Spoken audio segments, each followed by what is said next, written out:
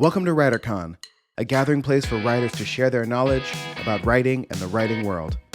Your hosts are William Bernhardt, best-selling novelist and author of the Red Sneaker books on writing, and Rene Gutteridge, best-selling author of over 30 novels and screenplays. Hello, writers. Welcome back to the podcast.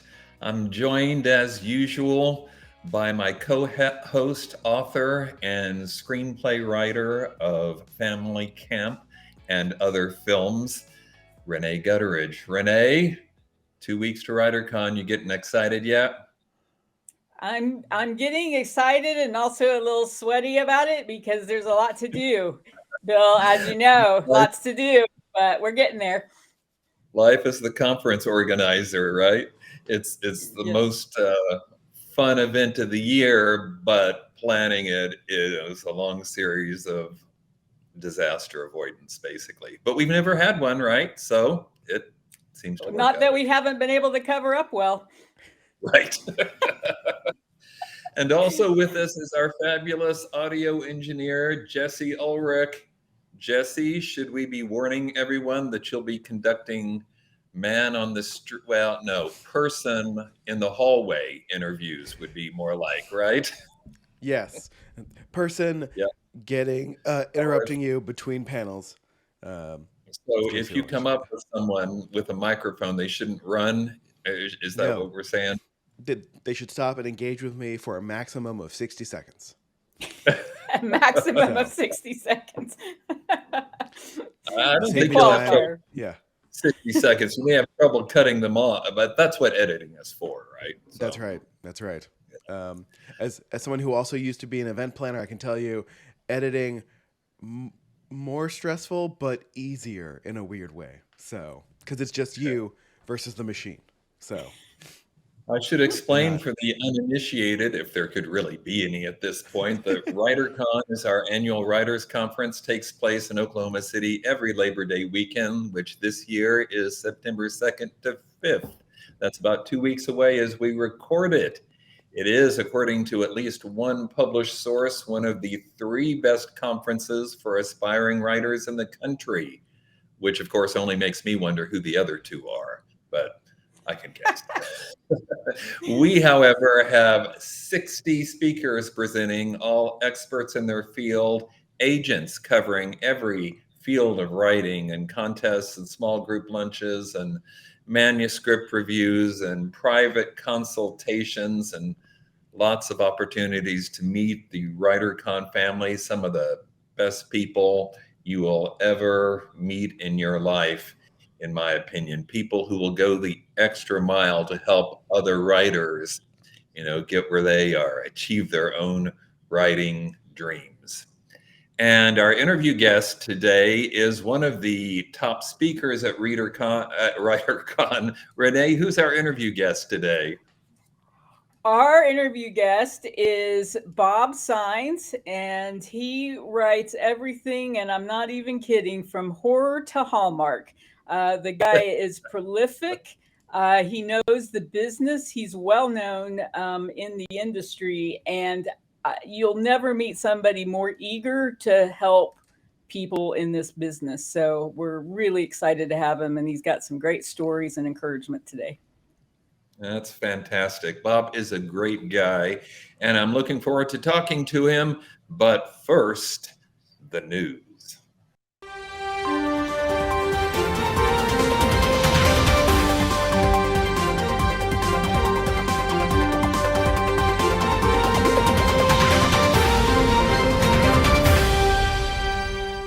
Two quick stories and one deep dive. The first quickie will probably surprise nobody. The government's antitrust case against Penguin Random House, which seeks to acquire Simon & Schuster, still continues. Probably going to last the entire month. We took a deep dive into this a couple of podcasts ago, so I won't repeat that. But one thing we learned this week that I thought was of interest, I didn't know, was that some big 5 authors are now receiving glam and wardrobe budgets as part of their publishing contracts. I'm going to guess that's not first-time writers. That's James Patterson and people at that level. I never heard about that. I certainly never, I did 30 plus books at Random House and they never offered me a glam or wardrobe clause. How about you, Renee? Well, I was born glam, so I haven't needed that. But I will tell you, like, how insulting is that, right? Like, listen, folks, we need you to dress better. Like, we don't know how to tell you this, so we're going to put this in the contract and ask you to buy hipper clothes. That's how I'm reading it. Maybe I'm reading it wrong. Well, realistically, if you're getting ready to go on Oprah or the Today Show, aren't you going to go pick out some new clothes? I mean, come on. I mean, writers, we're kind of quirky. Like, we might not. Like, I don't know. I mean, we're not film stars. We write in a cave. We don't know how to dress. Like, I've worn a T-shirt every single podcast, and you've worn a golf shirt. Like, we don't care. So I don't know. I just feel like they're trying to make us movie stars. Golf shirt. Can you see that? I don't know if you can tell, but this is it's glam. Yes. Of merch that will be available at the conference for those who want to go all in.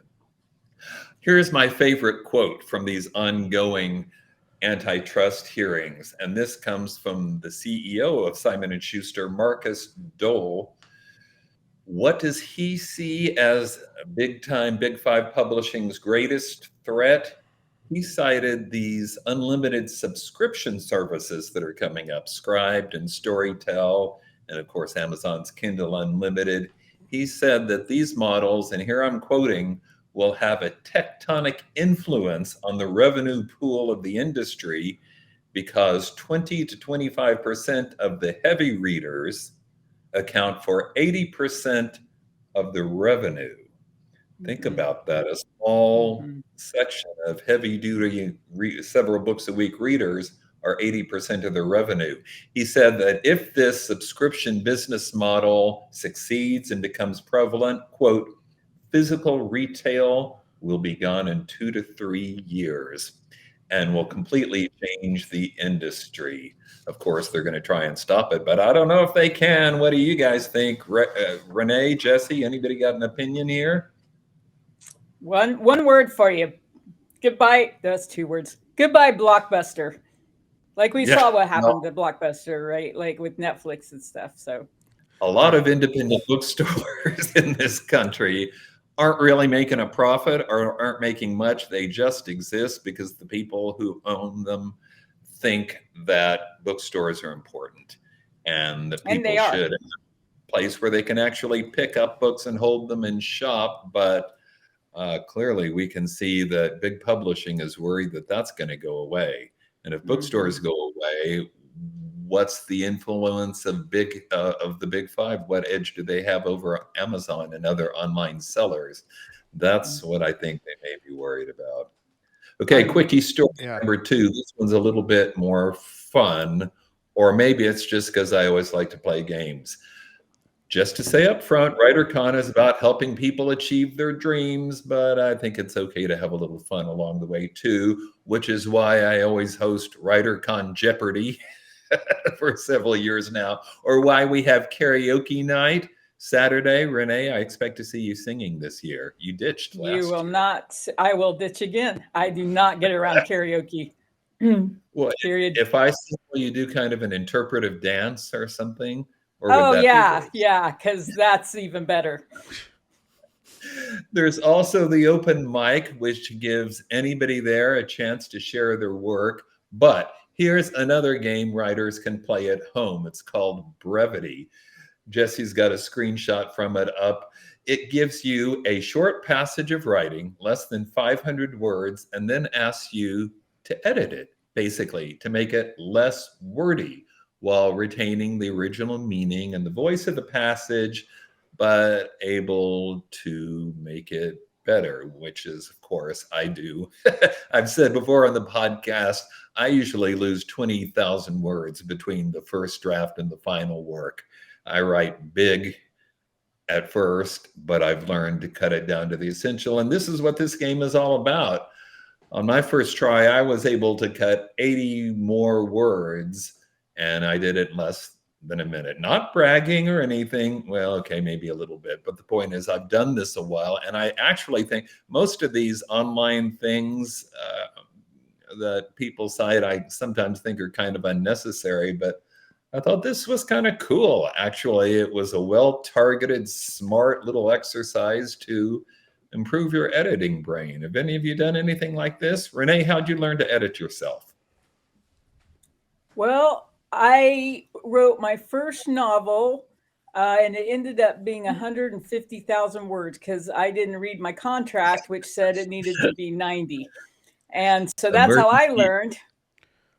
Yeah. Yep. I got it down to 120,000, and the publisher was like, "We'll just take it. Let's just get out of this." Oh. And I think it ended up being okay, but I was wordy. That's cool. My sixth book in the Ben Kincaid series, Naked Justice, not my title, but it did sell well. Putting naked on the cover of a book just seems to be a good idea. But the point is, it was the longest book. I thought, man, I've really got this. This is going to be complex and interesting subplots and whatnot. And my guy at Ballantine, part of Random House, called and said, well, after extensive discussions, we've decided to publish it. I'm like, what? We've got a best-selling series here. Was this ever in question? And the question, of course, was length, whether to ask me to cut it back. Not because they thought it was boring, but because paper is expensive. And the longer a book is, the more it costs them to produce, which reduces their profit margin. Even more true today when the cost of paper has skyrocketed. So maybe more than ever before, editing is an important skill. All right, and now our deep dive. Everyone in the business seems to be talking about the merger, really the acquisition, not the one the government is talking about, but another quieter one that may prove to be more significant.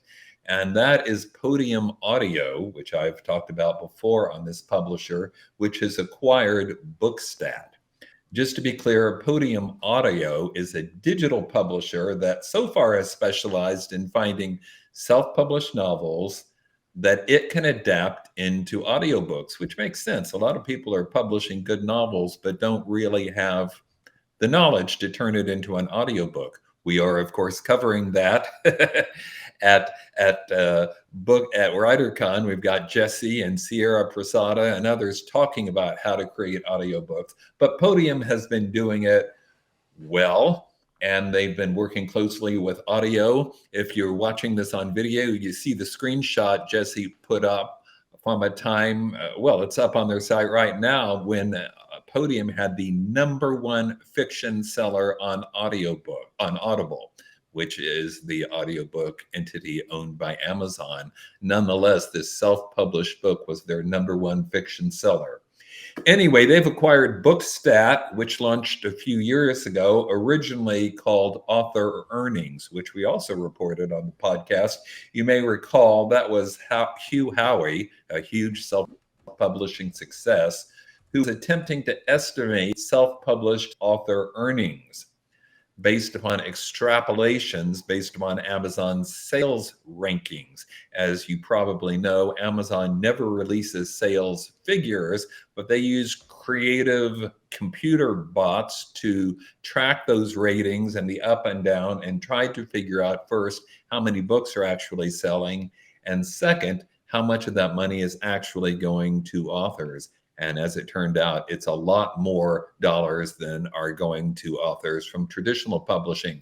I'm not dissing traditional publishing. A lot of people making money there, but apparently more making it from doing it themselves. Anyway, Bookstat was launched to look at all online sales data in real time and come up with more accurate sales figures about what's selling across the board, not just in bookstores, not just from the big five. Sometimes you see sales figures from NPD BookScan,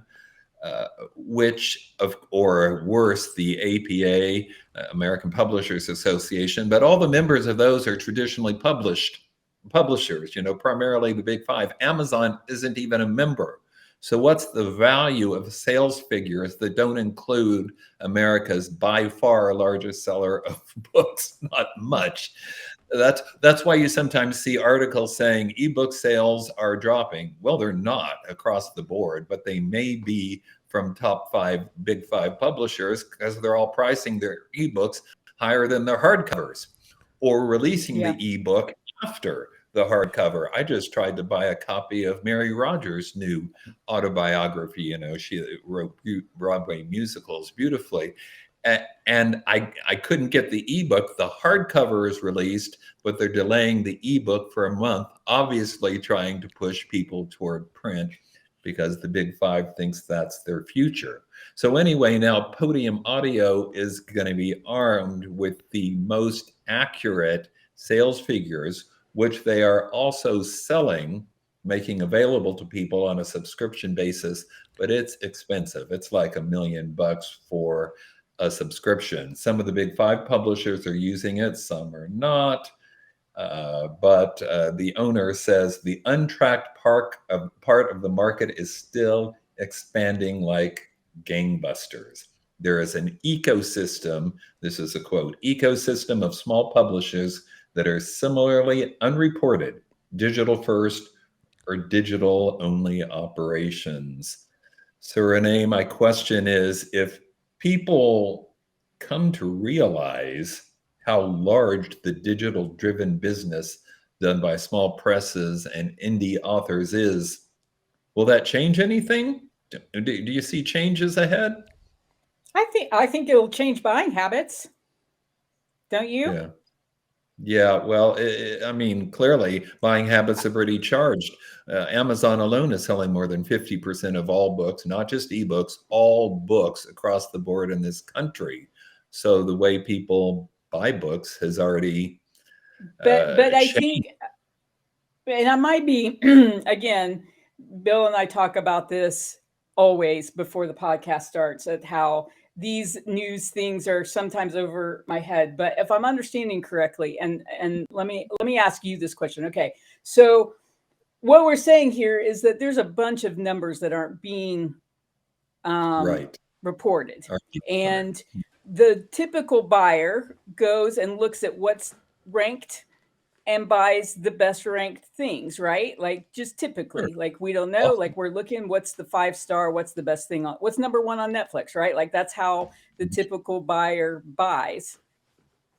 This changes if these were reported right and to the consumer. Wouldn't this change how people begin buying what they're buying? I think it could. I think we still persist in this idea that what we call the New York publishers, even though none of them are actually based there, they have offices there, but they're all owned by big multinational corporations, most foreign-based corporations. But there's still a perception that that's where the best perception. Yep, it's all perception. Good at promoting itself. But if that's no longer where most of the sales are happening or most of the profits rise, how long can they continue this deception? We know that a lot of good authors have chosen to avoid New York. We know that a lot of people are trying a lot of different approaches. And of course, about that at WriterCon this year. Yep. It'd be helpful to have a hub where you could get the accurate information as the consumer. Yes. Well, that's part of what WriterCon is all about. And I guess what Bookstat is all about too. All right. I think it's time to segue to our guest. Rene, tell us about Bob Saenz. Well, as I said earlier, he's one of my favorite people. He's been a great mentor to me. He's a well-known and very prolific screenwriter, which is pretty rare. It's hard to make it as a screenwriter, consistently working screenwriter, especially in spec scripts, which is a script that a screenwriter writes and then tries to sell, versus a screenwriter who's working for a studio writing their project, if that makes sense. So Bob knows a lot about the business. He's been around it. He started in acting, transitioned into writing. And as you'll see, he's very passionate about what he does and how he shares his information. So I think you'll have a lot of fun with him. Fantastic. Let's bring on the interview. Bob, welcome to the podcast. Thank you. Thank you. I'm very happy to be here. All right, traditional first question. If you could give a writer one solid piece of advice, what would it be?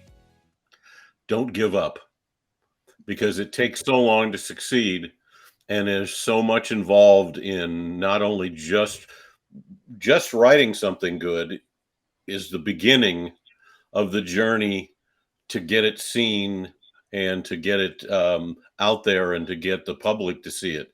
And that takes a lot of time and effort too. And it can be very discouraging at times as all these walls and rejections and everything else happen. So I call it failing forward. And that people need to put up with the things that happen to you as you try to get your work out there after all the hard work you did actually writing, that they get discouraged and they give up. And I'm telling you that the only people that ever made it are the ones that didn't give up. Absolutely. Great advice, don't you think, Rene? Of course, yes. And it's clear that you didn't give up, Bob, but I would love to There were know. times. No, there were times. There were times when, you get this close to something great and then it all just disappears. You know what that's like. Absolutely. Yeah. It's very, and you very get, discouraging. and you say, is it worth it? Is it worth it? And I kept saying, yeah, it is. So, yeah, I think so. Once you get a little taste of success, whether it's winning a contest or actually getting a contract, that really can carry you to the next failure. yeah, and sometimes it does. You have some success and you think it's automatically going to lead to more, and that's not the way it works. That's not the way it works. Which you have, a book titled. Wait a second. We'll talk about that. Yes, we'll talk about that in a second. But I love how you work that in. That is brilliant. I want to ask you about what you used to do before you were a screenwriter. I think it's fascinating, and what age you began screenwriting. When I was back in another century, I was when I was about 16 years old, I became a professional stage actor. I had worked in doing stage work and stuff, and till the time I was in my early 20s, and I was doing a year running a show in San Francisco, and I met my wife, and and we're still married after 47 years, and I decided that you can't be an actor and make $800 a month and support a family. So I quit, and I went to work in the wholesale furniture business. It was a business my father was in, and I kind of coattailed off of him, and then went and did my own thing with it, and was extremely successful. And then when I saw the business was completely changing about the time I was reaching 40, it was the way that people bought and the way that people did things and the way that furnishings didn't become as important, and the whole IKEA thing was happening. And I said, this industry is going to change completely, and a lot of it's going to disappear, and especially the company I was working for. So I went to my wife and I said, look, they're going to be gone in a year. I think I want to be an actor again. And when I picked her up off the floor, she said, Bo, we got some money, and I've got a great job. She was a nursing administrator at Stanford Hospital in oncology, where she stayed for over 35 years. And so she said yes, and God shined his light on me, and I got my SAG card right away, and I did a bunch of movies, and as an extra, learned about being a prop that eats, and got some speaking roles, and ended up on a TV series for 6 years called Nash Bridges, where I had a part that big for 6 years, and learned everything I could learn about how movies are made, because every week we actually made $1 million movie on that show. And I went to Don Johnson and I said, I want to stay on set when I'm here, and I was there a lot, and learn what everybody does and why they do it. And he went, Of course you can. That's how I did it. And Donna's ended up being a really big influence in my life as far as my career, because without that show, I never would be the writer I am. And I decided to write an episode of Nash Bridges like everybody else there wanted to do. The guy who watered the plants, had a script. And so I made the mistake of naively giving it to the showrunner, Carlton Hughes, who laughed and said, we have a writer's room and we have WGA and that's not the way it works. The first time I heard that. But he said, okay, I'll take a look at it. And 2 or 3 months later, he came back and said, you know what? You have some skills. You ought to keep doing this. And a short 12 years later, I had my first produced film. Short 12 years later. Yeah. I've got you gave up the furniture business because it was changing and segued to writing, where everything changes almost every day. Is that right? Yeah. Well, I didn't know that. I was not. I mean, I didn't make money just as an actor.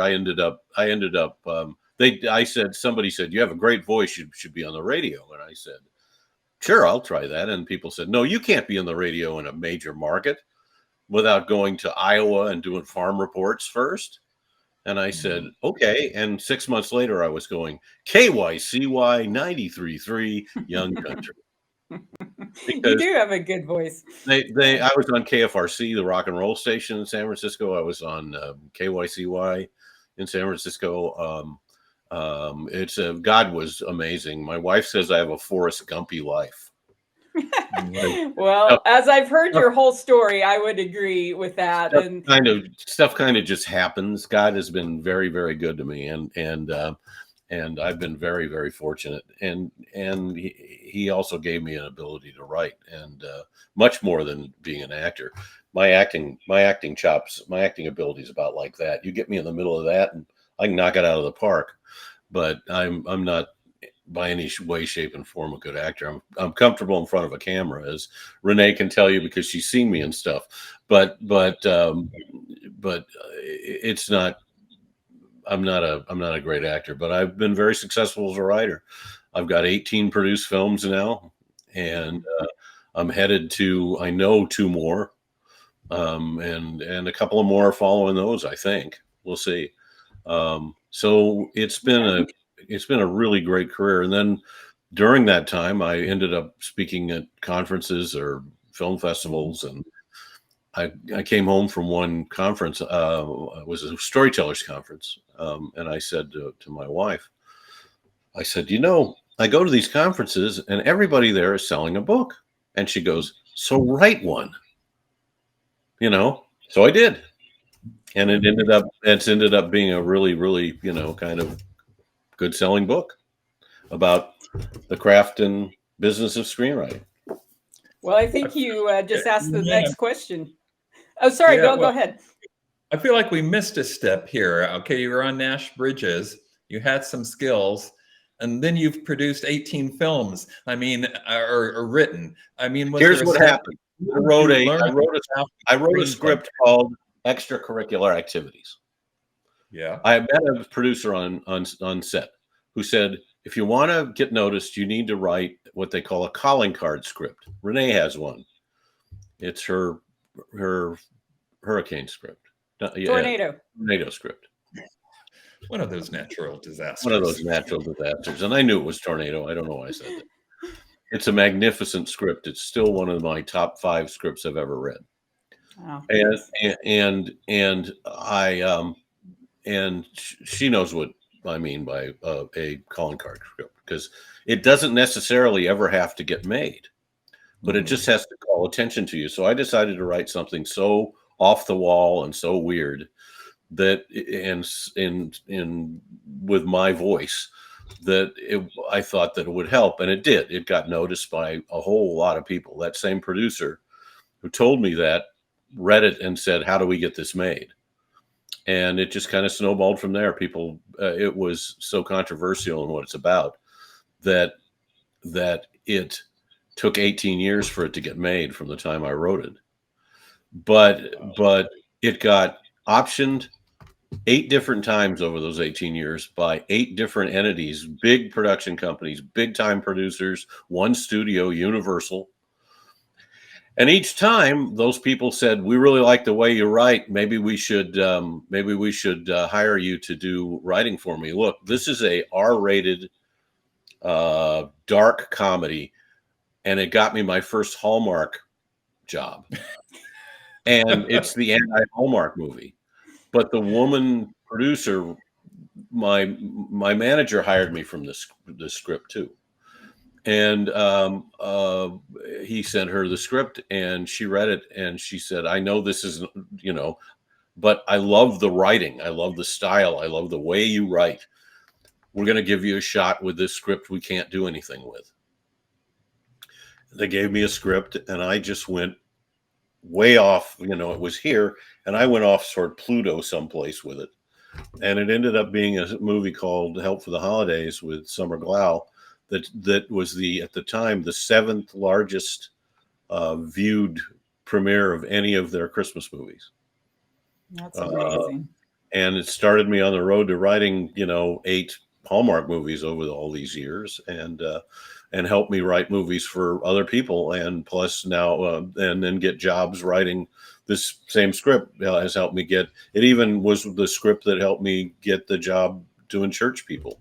Mm-hmm. So, and again, it's like the anti-church people script. So it shows your voice, just like your script, Rene.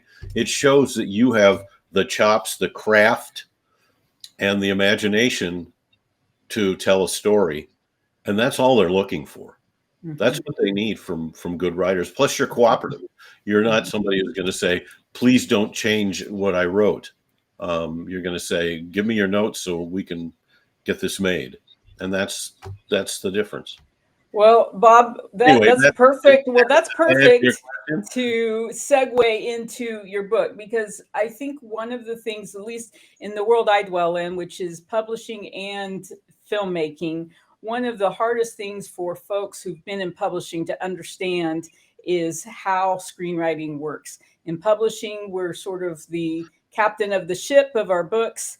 Screenwriting is a whole other beast, and it's very hard to explain it. And I think over the years, it's not been explained real well. Then you wrote a book called That's Not the Way It Works. It sort of exploded into the film world, and has done very well. I had a chance to read it before it was published, and I thought this is the best book I've ever read on screenwriting. Tell us about writing that book. I had a blog that went for a little bit, and I just wrote my ideas of what screenwriting was and how it was. And the thing that people reacted to the most was what the business of screenwriting was. People don't understand, when they want to be a screenwriter, they think, I'm going to write this screenplay, then there's going to be a knock on my door, and Universal's going to be there, and they're going to say, here's $1 million. 6 weeks from now, you'll be walking down the red carpet. First of all, they don't realize that when the writer walks down the red carpet, that's when they go to commercial. That's right. If you get to. But I've walked down a couple, and I was fully aware that they didn't care, and that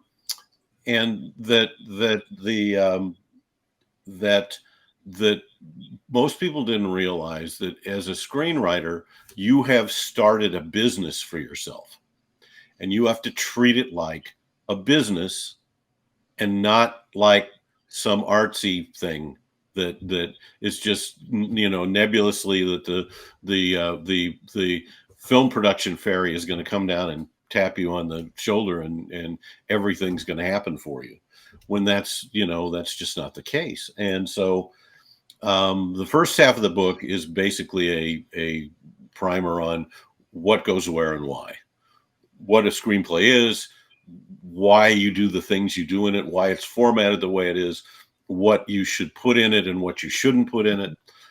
And then the second half of the book is marketing yourself and your screenplay, and what what it's really like, what you need to do to market your script, what you have to learn to do. Well, I learn how to write a great query letter. People are stunned when I tell them that a query letter for a film needs to be read in 25 seconds or less, or they will just toss it.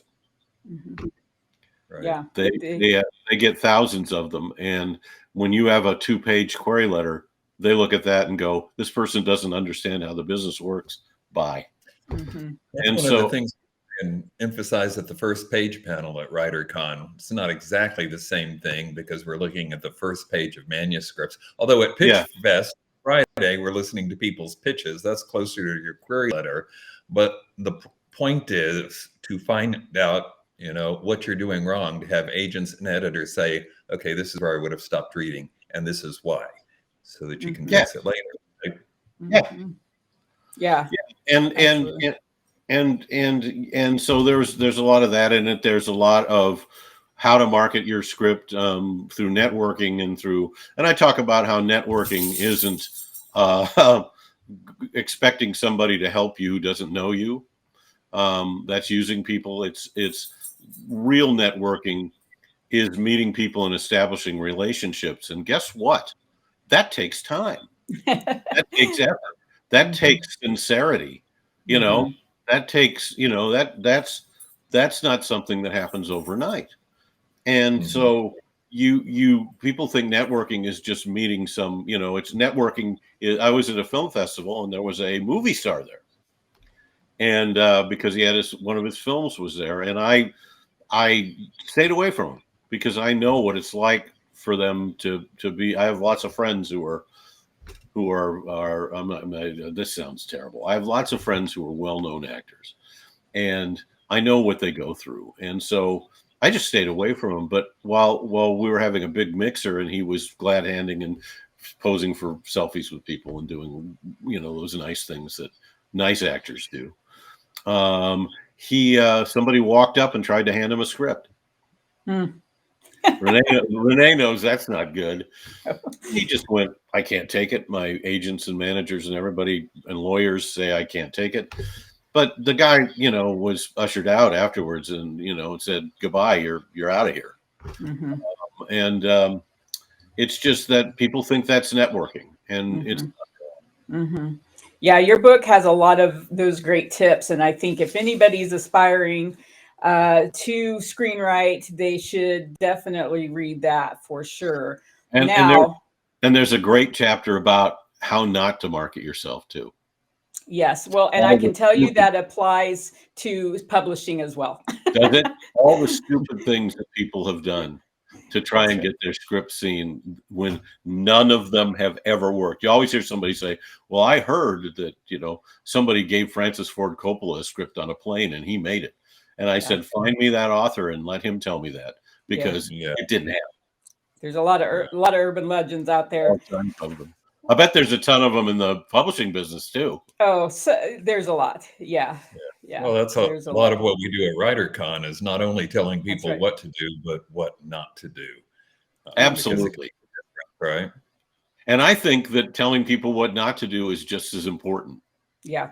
It sure this is. book sounds brilliant, Bob. I hope you're bringing some portion of this knowledge to WriterCon. Tell me you are. I'm bringing an actual class called That's Not the Way It Works. And it's going to be, hopefully it's going to be a mostly question and answer for people who have whenever I do a question and answer thing at the end of some of my talks, the time runs out and people still have tons of questions. I'm also going to be sitting down one-on-one with people that make appointments with me, and I'm looking forward to that too. But the first class I'm doing is That's Not the Way It Works, and I will talk to people about the business of screenwriting, what it's like to be in the business of screenwriting. Like, you have to keep records. You have to keep records for taxes. You have to keep records for the people you've communicated with. You have to keep all these different things. You have to sign contracts, what that's like. You have to, it's how, what people think that getting an agent is easy. It's not. People think getting a manager is easy. It's not. And it's not just saying, okay, I want to get an agent. That's the thing. A friend of mine says I need to get an agent, so I'm going to go get an agent. Well, again, that's not the way it works. And you guys know that from just the publishing world. Yeah, absolutely. Right. That's why we Well, bring Bob, so many yeah, exactly. Because they're hard to find. Go ahead, Rene. Well, I was going to ask, so Bob, you have come to WriterCon, and we love having you, of course, and you're a popular speaker. I go to a lot of these, not tons. I mean, since COVID knocked out a ton of them, and they're slowly coming back. The quality of people that you drew to WriterCon were as good as any I've ever been to, and awesome. And I think that it's a testament to you guys putting together a really quality conference, a really quality conference with great. I mean, I met some great writers there that were pretty amazing. I have a lot of respect for people who can write novels. I wrote one over the COVID thing, and it was not easy. Yeah. That's what I love about Bob. He'll just try anything. And one of the things a publisher picked it up. So yeah, he'll try. He'll just be like, I think I'm going to write a novel, and he does. And I think it takes that kind of gumption, and it takes that kind of grit to make it as a writer, and in either the publishing world or the film world. So last question for you, Bob. I think the film world is changing, as Bill mentioned, and we all know. Do you have to be in LA to be a screenwriter? No, yes and no. Okay. Short answer to explain that. If you want to write for television, if you want to be in a writer's room to write for television, you have to be in LA, because that's where the writer's room are. Right now, some of them are still Zoom, but that's not going to last forever. So, because there's nothing like when you write with other people, and I have, being in the same room with them. There's a magic to that can't be replicated anywhere else, and especially on a Zoom call. It can't be done. So, yes, if you want to be a television writer, you got to be in LA. Now, if you want to write features, they don't care if you're on the moon now. They used to, they don't anymore. I'm in Nashville now. And I said to my manager, if I don't get any more business, not being in California, I guess that's the way it'll be. And he said, not going to be a problem at all. And I've talked to producers who go, we don't care that you're in Nashville. We just have some place to stay when we visit. I mean, I really have gotten that. I mean, that's just, you can live anywhere and write for film. Rene can tell you that now. It's true, isn't it? Yeah. Yep. Yeah. I'm in Oklahoma, but that is true only for features. Yes. Because like you said, the others require you to be in the writer's room. Oh yeah. I sold a TV pilot. You didn't know this. I sold a TV pilot that probably will never get made. But if it does get made, I will have to go to LA, which I don't want to do, but we'll just see what happens. But I'm fully aware of the fact that I'm not going to be able to do it like this. Yeah. Yeah. Well, that's good that you know too ahead of time. You know what you're getting yourself into. Oh, at least. Yeah. So, well, we are so glad to have you on the podcast and also at WriterCon. Do I get to talk about my other class? Yeah, if you want. Yeah. Do you want to talk about it? You're teaching 2 classes. I'm teaching that. Not the way it works. Molly Jebber is an author, and Molly Jebber is also the J.K. Rowling of Amish fiction.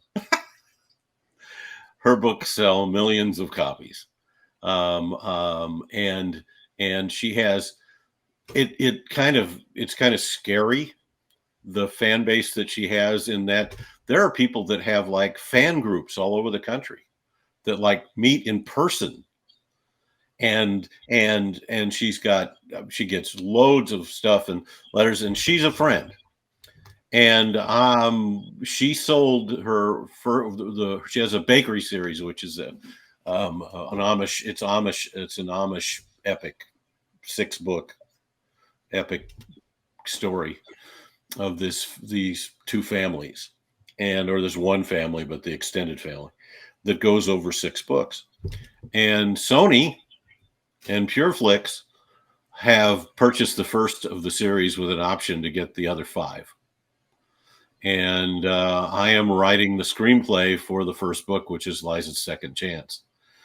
And we're going to do a class on what it's like to option a book to a studio and then try and make a movie out of it. And all that I had to do to adapt it, all that they expected, all that she went through to get them to buy it and to get a contract that worked. It's really interesting. So we're going to sit down together and kind of teach this class. It's so exciting because Molly's, of course, coming as well, and she's speaking. She'll be speaking. Yes, she's speaking, so she'll be doing some classes, and you two are doing it together, and that's she will be a draw. Yeah, she's a sweetie, and super smart too. So excited to have both of you. You're really going to be adding a lot to our conference. Yeah, the production company got a chance to meet her on a Zoom call, and she was her just unbelievably bubbly self. And after she got off the call and I stayed on for a minute because I had some other questions, they said to us, "Oh, she's going to be the face of all the promotions for this." Yeah. We're going to use her to promote this because she is unbelievable. And I think, yeah, and she'll do it too. She'll do it. She's so enthusiastic, which is a great quality to have when you're a writer, to be ready to do anything. Are published by Kensington, which is real interesting in that a lot of the Amish books aren't published by major publishers. They're published by a lot of small niche publishing companies that do Amish books, but her books are published by a major publisher and she's allowed to do things with her books that other publishers don't allow a lot of the Amish authors to do. So there's some really kind of cool stories going on and some cool stuff, and there's actual action and